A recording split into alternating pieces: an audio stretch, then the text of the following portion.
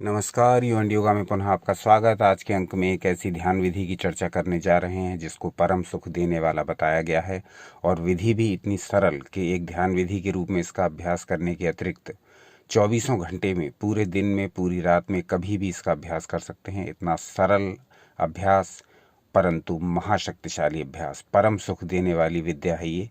इसको ठीक से जानें, समझें और करें और अपने जीवन को परिवर्तित करें। सीधे विषय पर आते हैं। श्लोक संख्या 102 विज्ञान भैरव तंत्र से।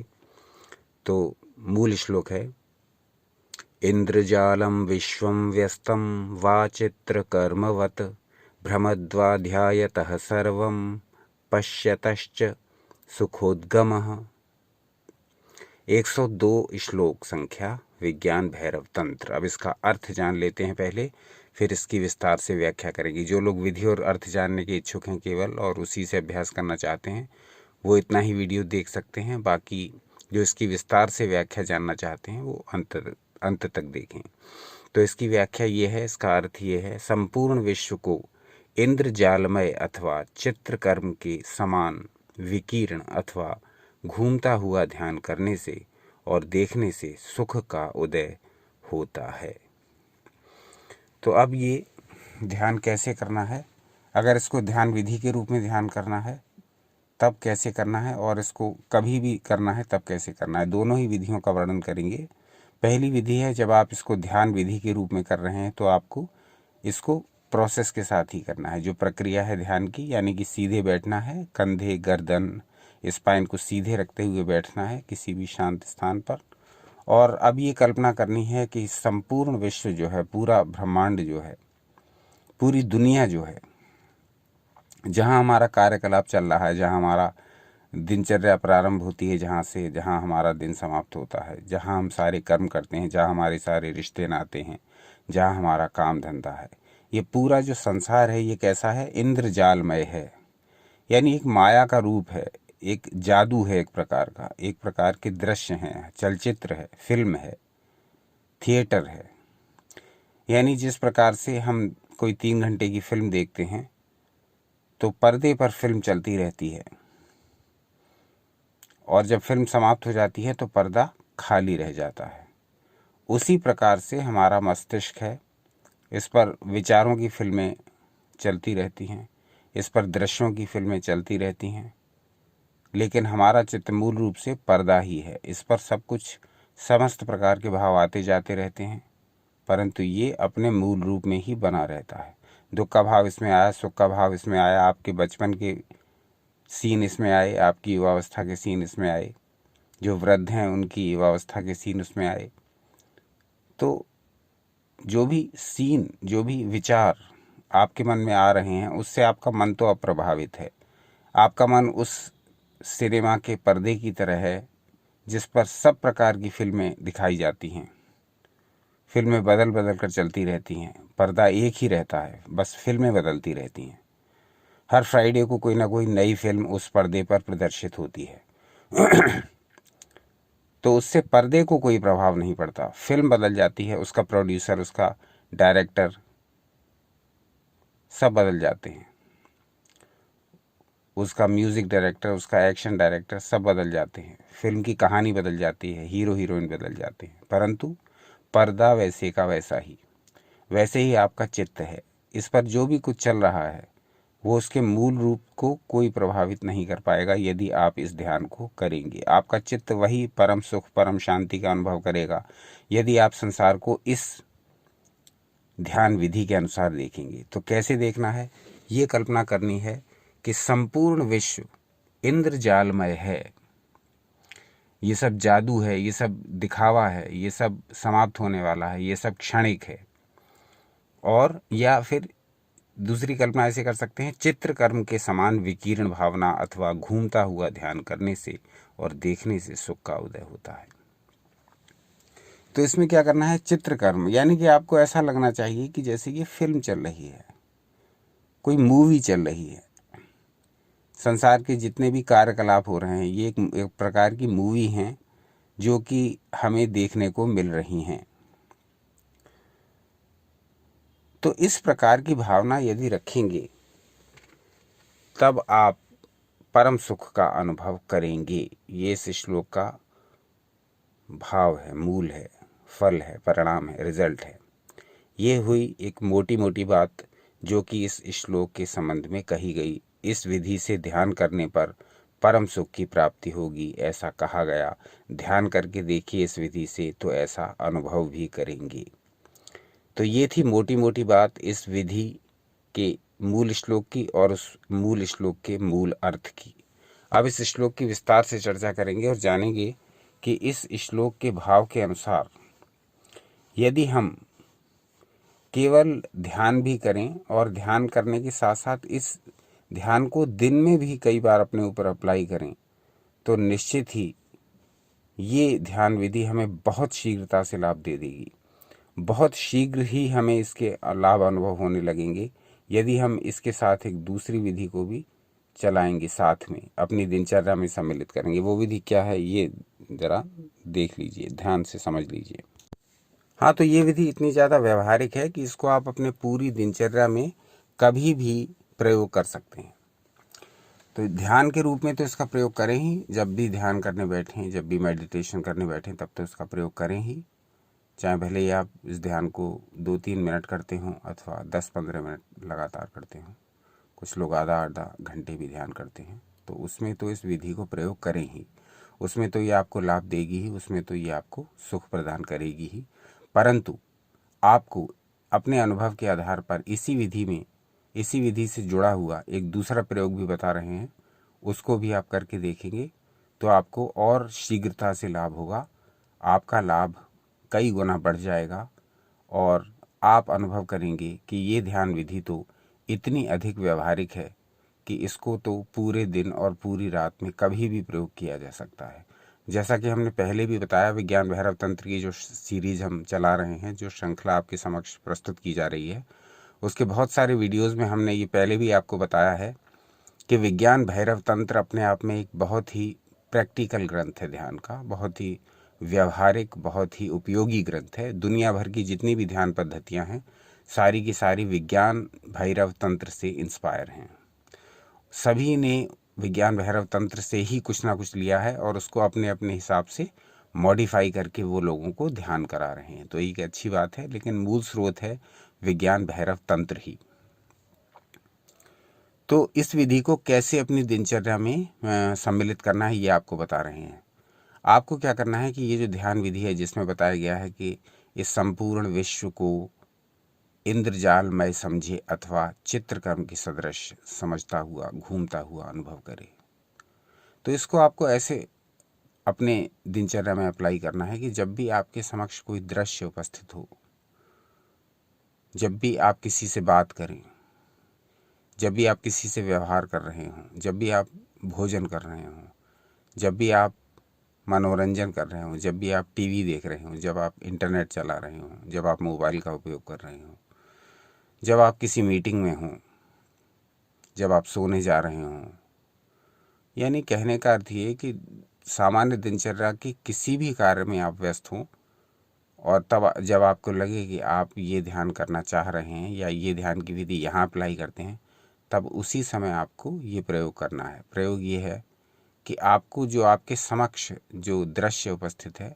जिस स्थिति में आप हैं, उसी स्थिति को ये मान के चलिए कि ये एक सीन है मूवी का, ये संसार की मूवी का, ये संसार के चलचित्र का एक दृश्य है। मैं इस दृश्य को देख रहा हूँ। अपनी ड्यूरेशन पूरी करके ये दृश्य समाप्त हो जाएगा और इसका स्थान कोई नया दृश्य लेगा। जैसे फिल्म में होता है, तो कुछ देर का एक सीन होता है, जब वो सीन हट जाता है तब उसके स्थान पर दूसरा सीन आ जाता है, फिर कोई गाना आ जाता है। उसी प्रकार से आपको अपनी लाइफ में ये जगह जगह अप्लाई करना है। जब आप नहा रहे हैं तब अब आप ये कल्पना कर सकते हैं, ये मूवी का एक सीन है, इसकी ड्यूरेशन इतनी है, ये इतनी देर बाद समाप्त हो जाएगा। इस कहने का अर्थ ये कि जब आपको मन को व्यथित करने वाले भी कोई भाव परेशान करें, दुखपूर्ण दृश्य आप देखें और ऐसी स्थिति में फंसें जहाँ पर आपका मन बहुत व्याकुल हो रहा है, तब भी आपको यही ध्यान करना है।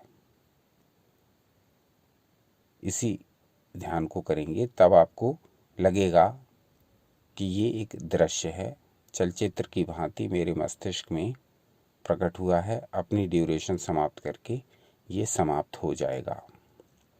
तो ये ध्यान यदि आप करते रहेंगे, डेली करते रहेंगे, अपनी दिनचर्या में अलग अलग दृश्यों पर इस ध्यान को अप्लाई करेंगे, तो आप देखेंगे कि ये तो बड़ा चमत्कारी, बड़ा ही सरल ध्यान है। बहुत ही सरल, बहुत उपयोगी और बहुत ही शक्तिशाली ध्यान है। इसका फल परम सुख बताया गया है। इसको एक ध्यान विधि के रूप में भी करिए, अलग से बैठ करके जैसे ध्यान करते हैं, और इसको जीवन में अलग अलग दृश्यों पर, अलग अलग समय पर, अलग अलग कंडीशंस में अप्लाई करिए। जब ये करेंगे तो आप जानेंगे कि ये ध्यान वास्तव में कितना अधिक व्यवहारिक ध्यान है, कितना अधिक उपयोगी ध्यान है और कितना अधिक शांति प्रदान करने वाला ध्यान है। बहुत सी चीज़ें जो आपको डिस्टर्ब करती हैं उस पर भी यही प्रयोग कीजिए। जब आप ये प्रयोग करेंगे तब आपको ज्ञात होगा कि ये एक चलचित्र का सीन है, ये अपनी ड्यूरेशन पूरी करके समाप्त हो जाने वाला है, और मैं इस इंद्रजाल को देख रहा हूँ, इस जादू को देख रहा हूँ, या मैं इस मूवी को देख रहा हूँ, इस चलचित्र को देख रहा हूँ जो मेरे समक्ष उपस्थित है। मूवी की हिंदी अनुवाद क्या होता है? चलचित्र। चलचित्र कितना सुंदर अनुवाद है, चलता हुआ चित्र। यानी चित्र तो है परंतु वो मूवमेंट में है, मूवी, गति में। तो जो भी आपके समक्ष सीन उपस्थित है, जिस भी परिस्थिति में आप हैं, जिन लोगों के साथ आप हैं, तो वो क्या है? एक चलचित्र है, चलता हुआ चित्र है।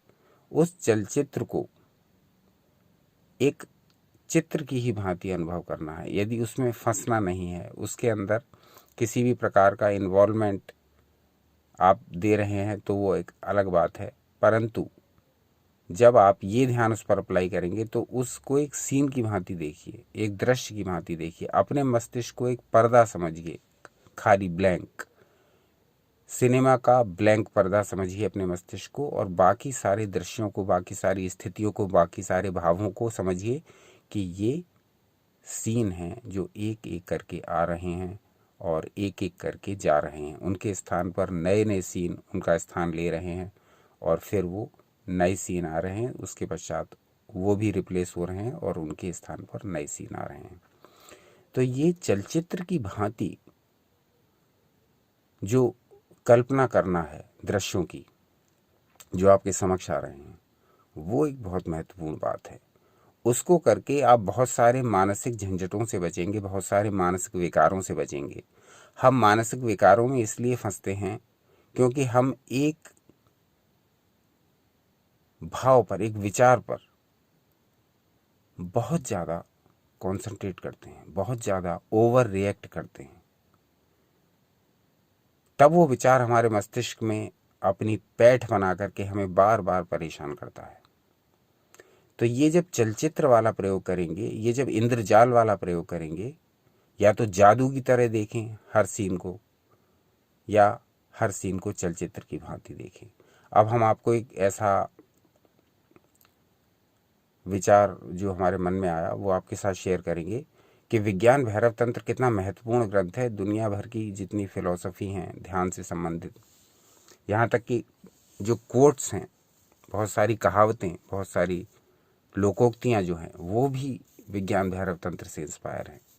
अब उदाहरण के लिए मैं आपको बताऊं, इंग्लिश में एक कहावत है, दिस शैल टू पास, ये भी बीत जाएगा। दिस शैल टू पास, ये भी बीत जाएगा। बहुत ही प्रसिद्ध कहावत है इंग्लिश की। ये भी विज्ञान भैरव तंत्र से इंस्पायर है, इसी श्लोक से 102 से, क्योंकि इसमें कहा गया चलचित्र की भांति या इंद्रजाल में, या इंद्रजाल की भांति, या तो जादू समझें उसको, या फिर आप उसको मूवी का सीन समझें। लेकिन जादू हो या मूवी का सीन, दोनों की एक ड्यूरेशन होती है। तो ये ड्यूरेशन पूरी होने के बाद ये सीन हट जाएगा, उसकी जगह नया सीन आ जाएगा। तो ये दिस शैल टू पास, ये जो लोकोक्ति या कहावत है, ये भी विज्ञान भैरव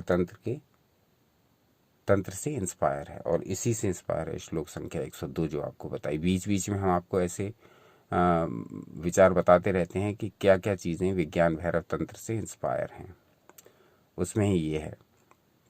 बहुत सारे हिंदी फिल्मों के गाने भी आप अगर विचार करेंगे तो इसी से इंस्पायर हैं। जादू। तो इस तरह का ये जो प्रयोग है ये आपको अपने ऊपर करना है, कोई दूसरा नहीं करेगा। आपको अपनी लाइफ पर करना है, कोई दूसरा नहीं करेगा। आपका जीवन, अपने जीवन पर अपने प्रयोग ही आपके अपने काम आएंगे। आपके अपने जीवन पर आप स्वयं प्रयोग कीजिए, तभी आपका जीवन बदलेगा। दूसरा कोई भी आपका जीवन नहीं बदल सकता। कोई गुरु नहीं, कोई मोटिवेटर नहीं, कोई व्यापारी नहीं, कोई नेता नहीं।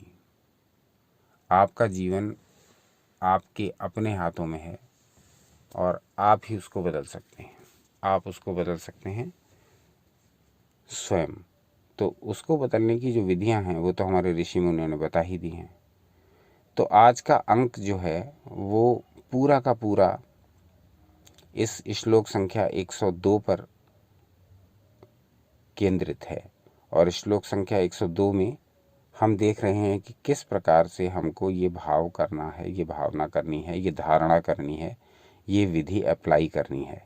तो विधि तो समझ में आ गई होगी, बहुत सिंपल है। दो प्रकार से इसको कर सकते हैं। एक तो ध्यान की विधि के रूप में, जिसमें आप सीधे बैठ करके स्पाइन को सीधा, गर्दन कंधे सीधा रखते हुए आपको ये ध्यान करना है कि ये संसार के जो दृश्य हैं ये या तो इंद्रजालमय रूप हैं, या तो इस तरह की दो प्रकार की कल्पना कर सकते हैं। या तो इंद्रजालमय रूप यानी कि एक जादू की तरह हैं, जो हमारे सामने प्रकट हो रहे हैं, नष्ट हो रहे हैं, प्रकट हो रहे हैं, नष्ट हो रहे हैं, प्रकट हो रहे हैं, नष्ट हो रहे हैं। एक सीन आ रहा है, दूसरा जा रहा है, एक सीन आ रहा है, दूसरा जा रहा है, इसलिए इसको जादू कहा गया या इंद्रजाल कहा गया। जैसे आप जादू देखते हैं तो आपको एकदम सीन बदलते हुए दिखाई देते हैं। जादूगर आपको इतना समय ही नहीं देता कि आप उसके जादू के बारे में कुछ सोच पाएँ। एक सीन आपको दिखाएगा, तुरंत तुरंत जब तक आप उसमें फंसे होंगे, आश्चर्य करेंगे कि ये कैसे हो गया, तब तक वो आपको दूसरा एकदम चौंका देगा, दूसरा सीन दिखा करके। इसीलिए इसको इंद्रजाल में कहा गया। तो या तो आप इस संसार की कल्पना करिए, अपने जीवन की कल्पना करिए एक जादू के रूप में, इंद्रजाल में, या फिर कल्पना करिए एक चलचित्र के रूप में, मूवी के रूप में। मूवी में एक सीन आया, चला गया, दूसरा सीन आया, चला गया, तीसरा सीन आया, चला गया, गाना आया, चला गया, रोना आया, चला गया, हंसना आया, चला गया, एक्शन आया, चला गया।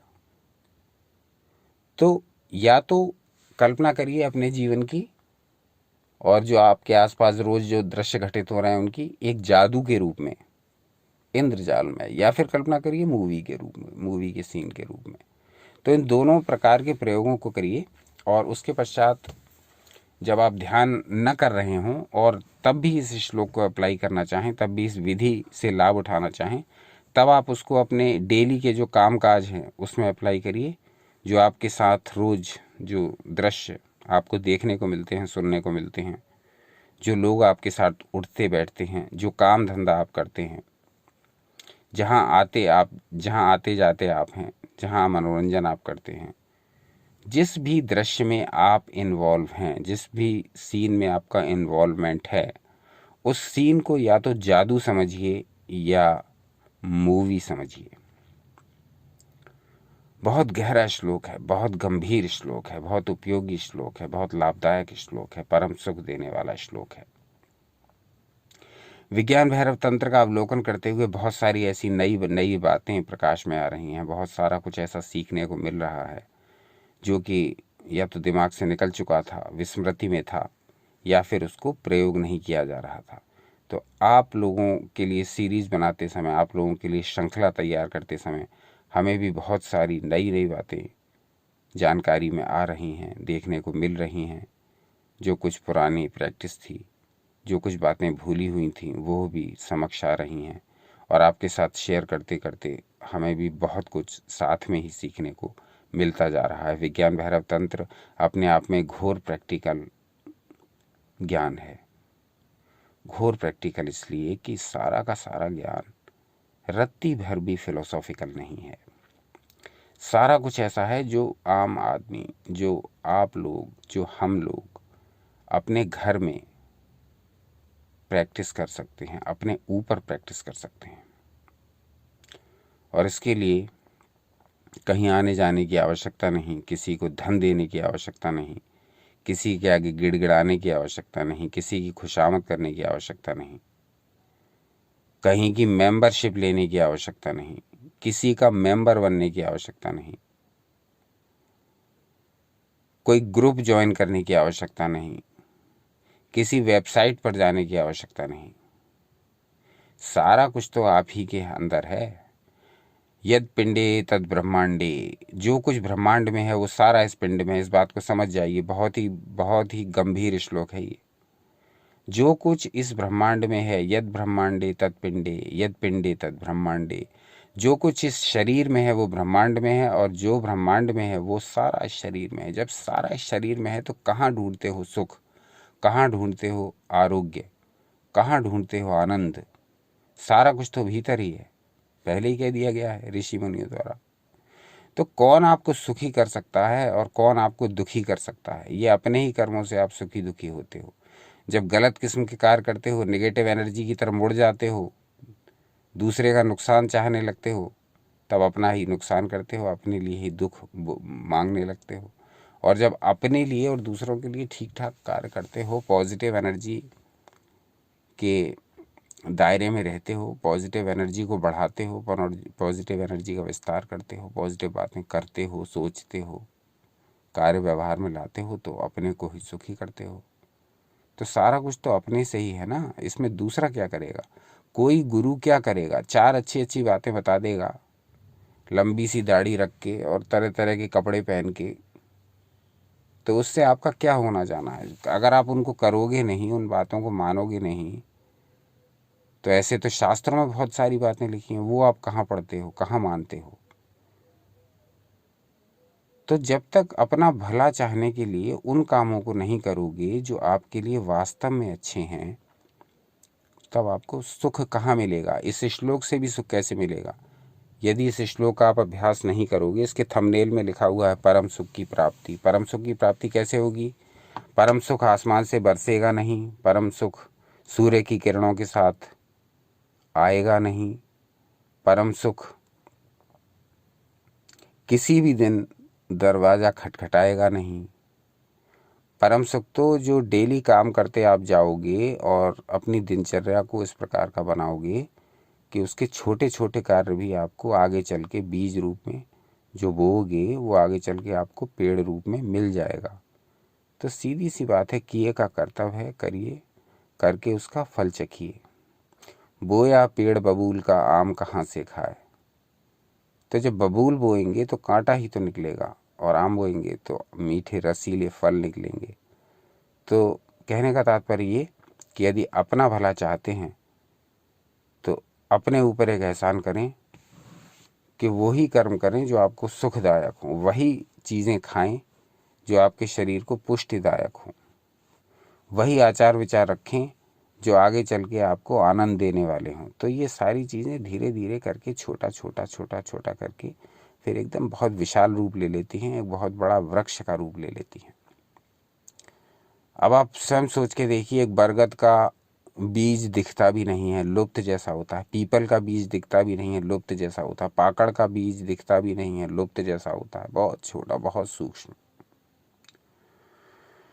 लेकिन यही पीपल, यही पाकड़, यही बरगद जब किसी भूमि के साथ जुड़ जाते हैं, अपनी रूट्स पकड़ लेते हैं, जब वो भूमि के साथ जुड़ जाते हैं, तब फिर आने वाले समय में कितना विशाल वृक्ष बन जाते हैं, कितना विशाल रूप धारण कर लेते हैं। उसी प्रकार से आपकी लाइफ है। छोटे छोटे छोटे छोटे विचारों से ही इसको भरते रहिए, डेली भरते रहिए। छोटे छोटे छोटे छोटे कर्मों को करके ही डेली करते रहिए, डेली करते रहिए। छोटी छोटी छोटी छोटी छोटी करके पॉजिटिव एनर्जी अपने अंदर भरते रहिए, भरते रहिए।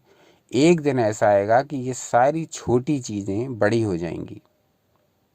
जैसा आचार्य चाणक्य ने कहा कि एक एक कण कण का संग्रह करके व्यक्ति धनवान हो जाता है, और एक एक श्लोक पढ़ करके व्यक्ति विद्वान हो जाता है। तो उनका कहने का भी तो यही तात्पर्य है भाई एक एक पैसा जोड़ेंगे तभी तो धनवान बनेंगे, और एक एक श्लोक पढ़ेंगे तभी विद्वान बनेंगे। यानी कि कहने का अर्थ ये है कि छोटे छोटे संग्रह रोज रोज करके करते रहिए। अब ये आपके सामने ये जो वीडियोस हम बना बना के प्रस्तुत कर रहे हैं, एक समय में 1-2 वीडियो बनाया था, आज 300 से ऊपर वीडियोस हो गए हैं। तो धीरे धीरे करके ही तो हुए हैं, प्रतिदिन करके ही तो हुए हैं।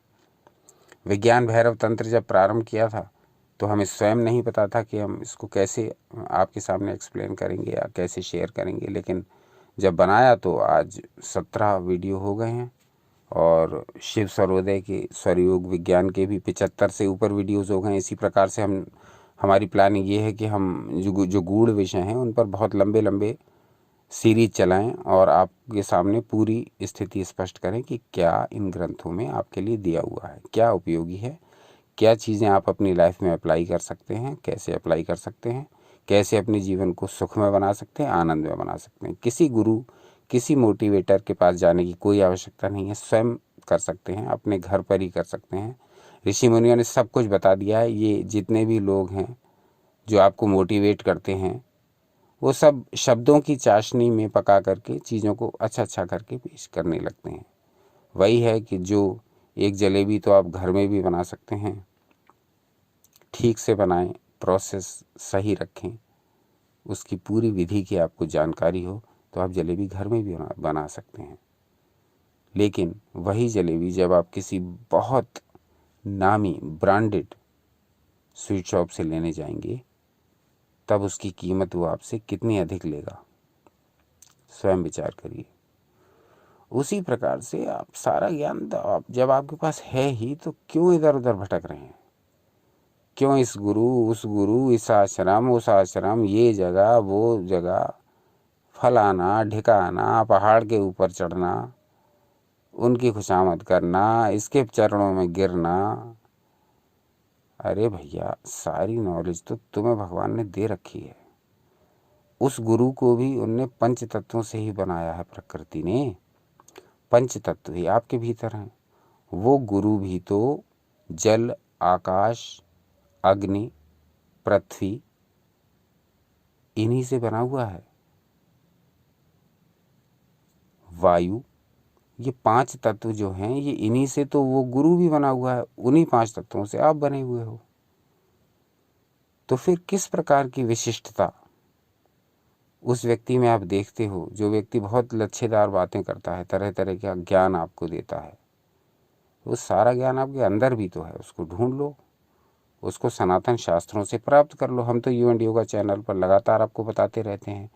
आप अगर ध्यान न देंगे तो इसमें नुकसान किसका है? हमारा तो है नहीं। सनातन शास्त्रों को ढूंढ ढूंढ करके इकट्ठा करो, उनको अपने घर में लेकर के आओ। जब भी समय मिले उनको पढ़ो, उनको समझो, उनमें दी गई बातों पर मनन करो, उनमें दी गई बातों को अप्लाई करो, क्योंकि सारी बातें प्रैक्टिकल हैं। उनमें सारी बातें प्रैक्टिकल हैं, आप ही के मतलब की हैं। योग के ग्रंथ लेकर के आओ। अगर बहुत सारे सनातन शास्त्रों का आप अध्ययन नहीं कर सकते, तो आप कम से कम, मेरी सलाह है कि कम से कम 3 प्रकार के ग्रंथ अपने घर में अवश्य रखिए। और वो 3 प्रकार के ग्रंथ मैं आपको बताता हूँ। एक तो योग के, दूसरा आयुर्वेद के, और तीसरा तंत्र के। ये 3 प्रकार के ग्रंथ आपको बहुत सारी मुसीबतों से बचा लेंगे, आपको बहुत सारी विकट परिस्थितियों में से बाहर निकाल लेंगे, आपको बहुत सारी ऐसी नॉलेज देंगे जो कि आपके भीतर ही दबी पड़ी है, परंतु न तो आपको उनका कुछ ज्ञान है, न तो आप उनके बारे में कुछ जानते हो, न जानना चाहते हो, और फिर अप्लाई करने की तो बात ही समाप्त हो गई। यानी जैसे कहते हैं एक कहावत में कि जानते भी नहीं और मानते भी नहीं। तो आप जानते भी नहीं हो और मानते भी नहीं हो, तो अपना ही नुकसान करते हैं हम लोग। आपका मतलब हम भी है। आपका मतलब ये नहीं कि कोई मैं बहुत बड़ा ज्ञानी हूँ और मैं आपको उपदेश दे रहा हूँ, ये मेरे ऊपर भी लागू होता है।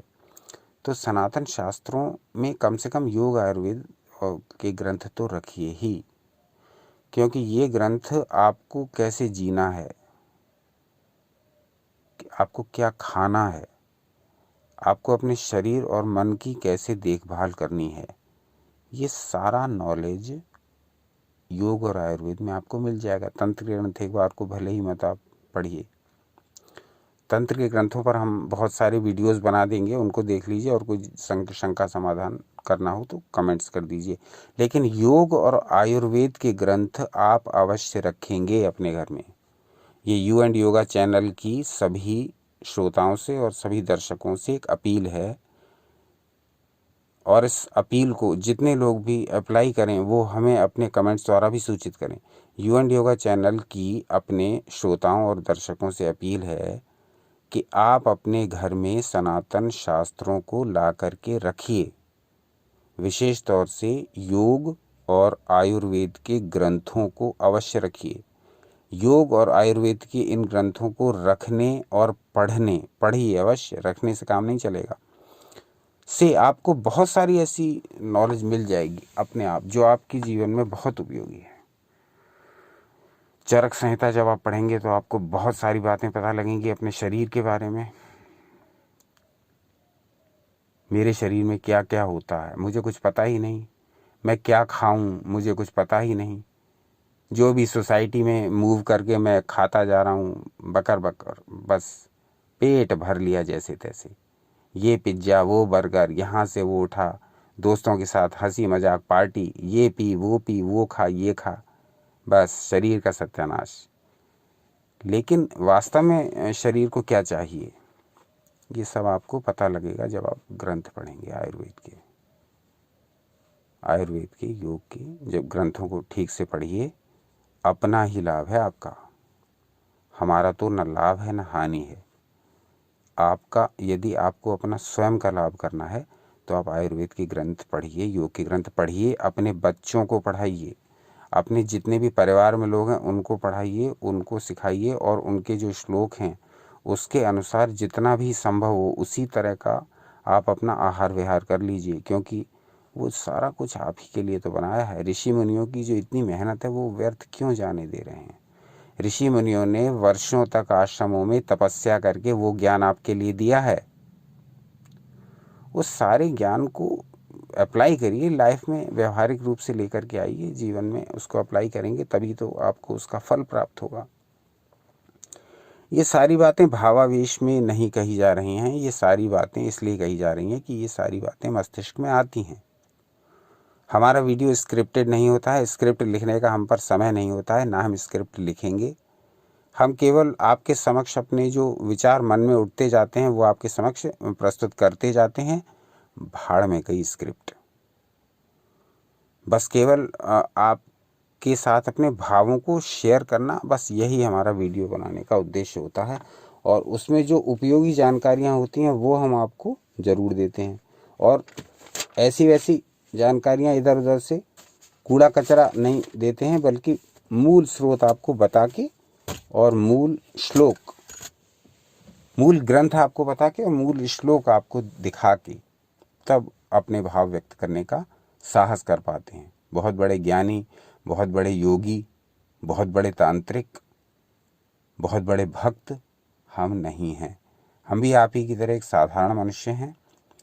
बस ये थोड़ी बहुत जो भी इधर उधर से हमको जो भी कुछ पता लगता रहता है, और जो अपने वर्षों की योग और अध्यात्म और ध्यान के जो अनुभव हैं वो भी हमारे साथ हैं।